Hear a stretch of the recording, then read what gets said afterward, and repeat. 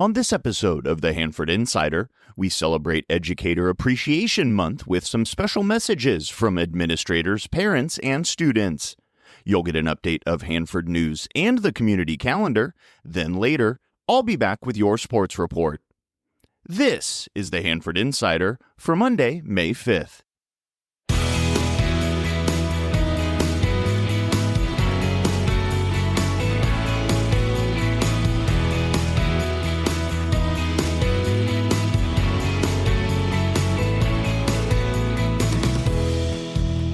This is the Hanford Insider, the podcast where we dive into what makes our community tick.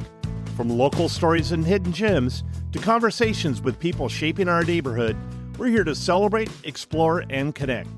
I'm your host, Rob Bentley.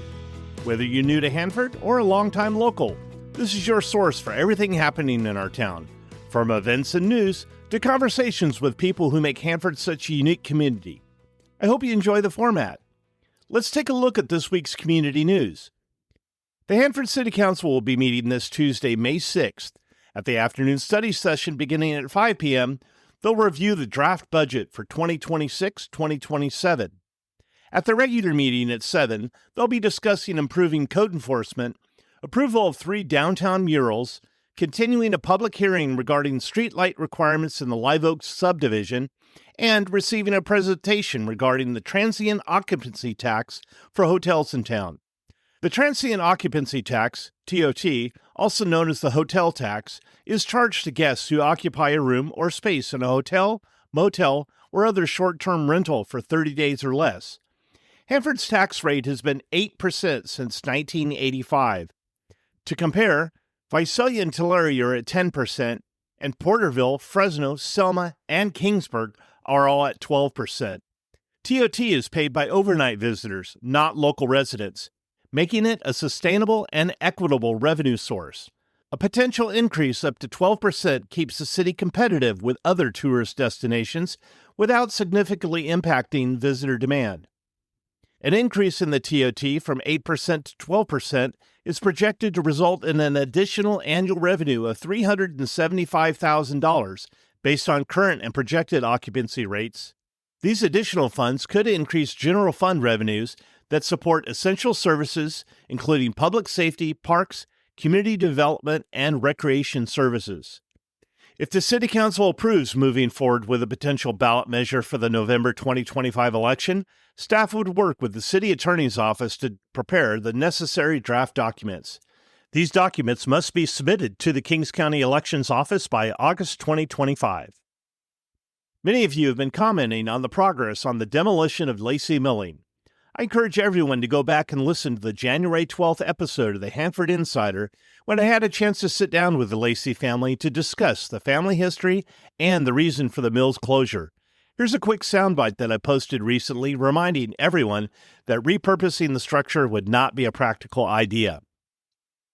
It just became an age issue with the plant, a economic issue with keeping it running, and then there are no plans to have an alternative business there at this point in time. We have already got our demo permits from the city of Hanford for the brick building and the office building. The metal buildings will be left up for now, but during 2025, we would expect the main buildings to come down, and it's just during this last year, we had a company out of Fresno and then the city of Hanford engineers themselves come through and look at it to see if they could think of alternative uses for the site. And again, because the building has been up for so long and you've had so many pieces of equipment relocated within it over time, that it's a 3-story building with a basement that you've had holes cut in the flooring where shafts were moved and this type of thing like that. So it would be very expensive. I mean, this recently, you hear where the city sold the courthouse for $1 to a brewery with the condition that they're going to upgrade it because the city's estimates were it'd cost $10 million to bring it up to code and all that. Well, the mill was probably in worse shape than that. And so while we've never gotten estimates on what it would cost to upgrade. There's issues with it's all up on a dock, so it's 3 feet above ground level, which that creates problems too, as in terms of access and the fact that a lot of stuff, because we pre-existed the city, weren't required to be up to current code. It would just be extremely expensive to have another use. I was just curious about it. I see something great happening on the site, and wouldn't it be fitting if there was some kind of way of acknowledging the history of the company on that site? And I think Michael and I will probably be strong advocates for that kind of marker or something, if nothing else. Yeah, and no matter what it turns into, hopefully I'm not parking lot, but no matter what it turns into, I definitely think that site is an important part of Hanford history and deserves that kind of recognition. I'm like most of you that are hoping for revitalization in that area of town, and maybe bringing the buildings down will, in the end, allow for a more functional use of the property to develop as it sits on the entrance of town to Highway 198. I'm confident we will see something great there in the future. Let's take a look at this week's community calendar. At this week's Thursday Night Marketplace, it's Mom's Night Out, a celebration of moms.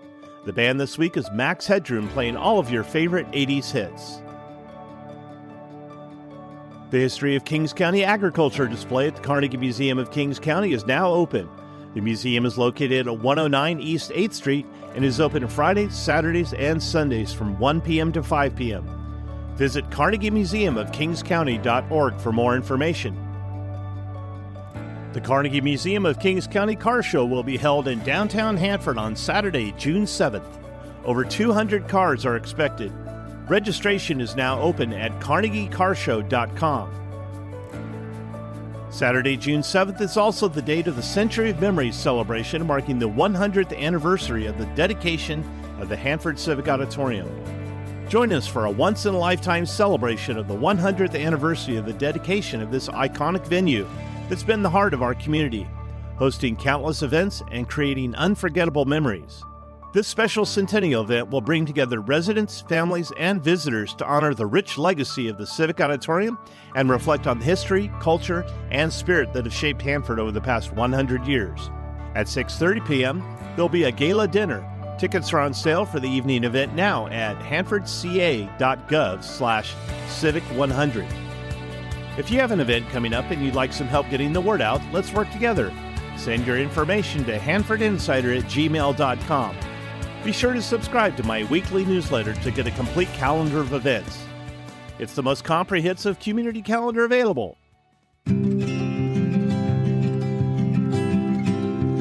May is a special month for the education community. It's a time when we take time to recognize our hardworking educators. There was a fantastic program at the Fox Theater on Tuesday recognizing the Excellence in Education Award nominees from each district in Kings County. It was a great evening for everyone in attendance. I thought it would be great to give our community the opportunity to express their appreciation to their staff for their tireless efforts. First up, we have some messages from our local superintendents. Hello, Hanford Inside listeners. This is Paul VanLoon, Superintendent of Pioneer Union Elementary School District. As we celebrate Teacher Appreciation Week, I would like to give a shout-out filled with gratitude to all our incredible educators. Thank you for the investment you make in our youth each and every day, shaping the next generation of thinkers and leaders. This is Hanford Joint Union High School District Superintendent Victor Rosa, and it is my absolute pleasure to recognize our amazing and hardworking HJU HSD team of educators.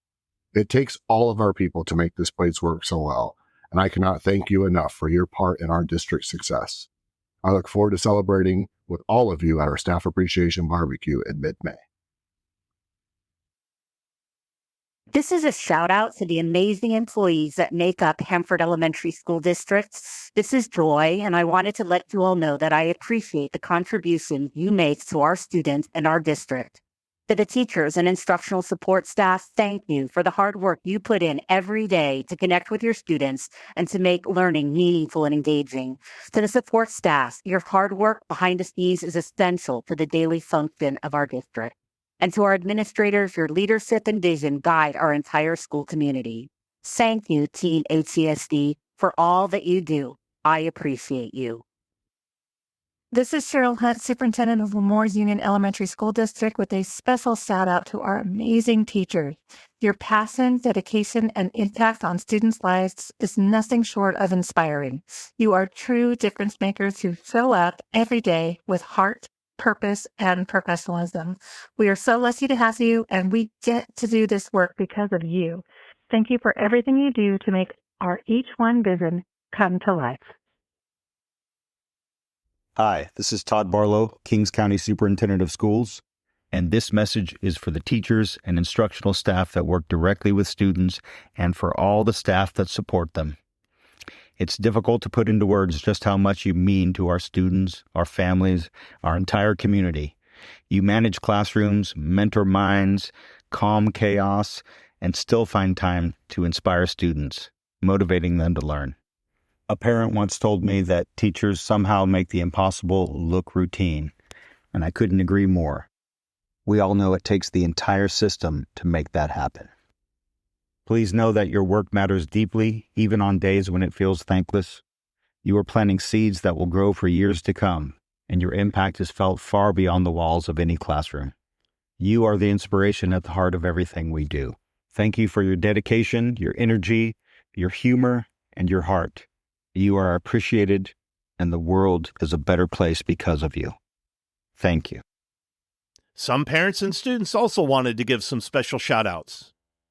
Hi, my name is Mariah. Today I will be giving shout-out to my amazing teacher, Miss Tidwell, Kings River Hardwick.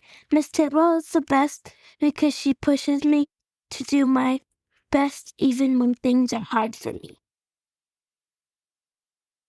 I want to send a shout out to Mitzi Hernandez, special education teacher at Hanford Early Learning Center.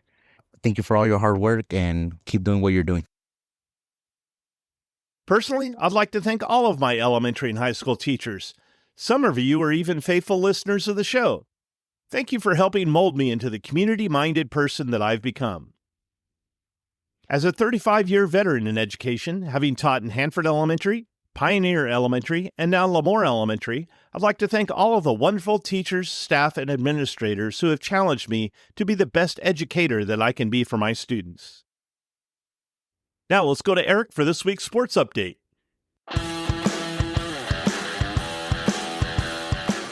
And now it's time for Hanford Insider Sports with Eric Bentley.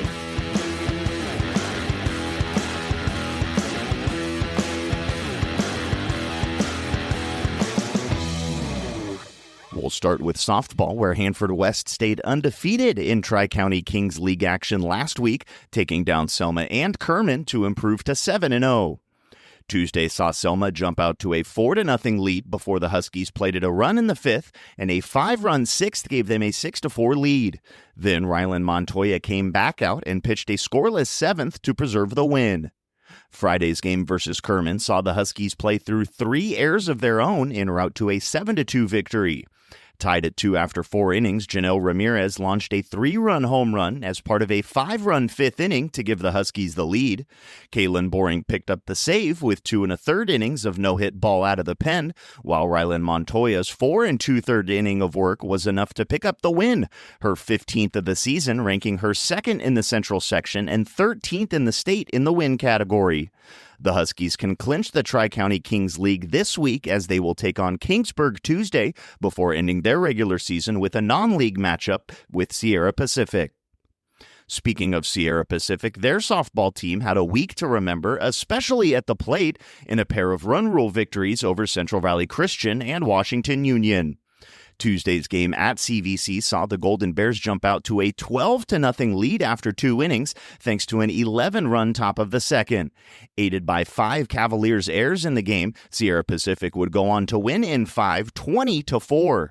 Anaya Zaragoza had a day in the win, going 2 for 2 with 2 walks, 4 runs batted in, and 3 runs scored, with Hayden Cota picking up the 5-inning win in the circle. Friday's matchup with Washington Union followed the same storyline as the Golden Bears bats stayed hot, scoring in all 5 innings, and the Panther defense committed 7 errors in the 18-6 ball game.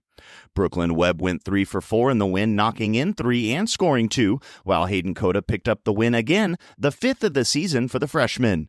It's a 2-team race in the Tri-County Sequoia League between Sierra Pacific and Emmanuel, and the Golden Bears will get a chance to prove themselves head-to-head against the Eagles on Tuesday before closing out their regular season in that non-league clash with Hanford West. And Hanford High softball was able to break out of their skid, taking down Dinuba and Tulare Union last week. On Wednesday, a pair of 4-run innings bookended the Bullpups offense in an 8-1 victory. And on Friday, the offense picked up where it left off, erupting for 13 runs in the 13-5 win over Tulare Union. The Bullpups will take on Tulare Western and Mission Oak in league action this week. Sticking with Hanford High, but with baseball, as the Bullpups were able to pick up a pair of league wins last week, taking down Dinuba and Tulare Union. On Wednesday, a 5-run 5th inning helped propel Hanford High to the 7-5 victory in an error-riddled game that saw both sides commit 4 errors apiece. Friday's matchup with Tulare Union drew similar storylines to Wednesday's game, an error-filled game that saw the Bullpups plate the winning runs in a 5th inning outburst, resulting in a 7-5 Hanford High victory. After an 8-game skid, the Bullpups have now won 3 in a row, all by a final score of 7-5, and find themselves second place in the WIL with matchups against Tulare Western and league-leading Mission Oak this week. Sierra Pacific baseball was in action twice in a big league series with Kingsburg last week. Wednesday, it was Kingsburg getting ahead early and not looking back as the Golden Bears were unable to find much offense in the 6-1 loss. Saturday's matchup was a different story, however, as it took 12 innings to decide a winner, but with the game tied at 4, Sierra Pacific plated the run that mattered and came away victorious 5-4. The Golden Bears round out their regular season with a 2-game non-league clash with Hanford West this week, as their fate in the Tri-County Kings League rests in the hands of the Kingsburg-Kerman series. Sierra Pacific has finished league play at 6-2 on the year. At 4-2, if the Vikings and the Lions split their 2-game series, the Golden Bears would be the outright winner. Should either of those teams sweep the other, a tiebreaker of record over higher-ranked opponents would be the decider, which right now looks like it would favor Sierra Pacific over Kerman, but Kingsburg over Sierra Pacific. And it was a tough week for Hanford West baseball as they dropped 2 games to league-leading Selma last week. Wednesday, the Huskies struck first with a run in the first inning, but it was Selma's 4-run second inning that gave the Bears the 4-1 win. And on Thursday, the Huskies found themselves in front 1-0 again before the Bears scored 7 unanswered to take the 7-1 victory. The last series of the regular season for the Huskies will be that 2-game matchup with Sierra Pacific. As always, we like to cover as many local sports as we can, so if you have a score report, a story idea, or a team update, please let us know at hanfordinsider@gmail.com. I'm Eric Bentley, and this has been your Hanford Insider Sports Report.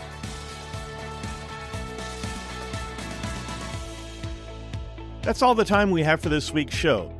If you enjoyed this podcast and you'd like to show your support, you can go to buymeacoffee.com/Hanford Insider to make a donation. If you'd like to join the Hanford Insider email list, stop by my website at hanfordinsider.com to sign up for updates. You'll also get an exclusive copy of my newsletter in your inbox each week. I also need your help getting the word out about the show by liking and sharing on social media or telling a friend. For more information about the show, you can find this podcast on Facebook, Instagram, Threads, X, and YouTube at Hanford Insider. If you have a show idea, be sure to email me at hanfordinsider@gmail.com and I'll look into it. Thanks for listening. Have a great week.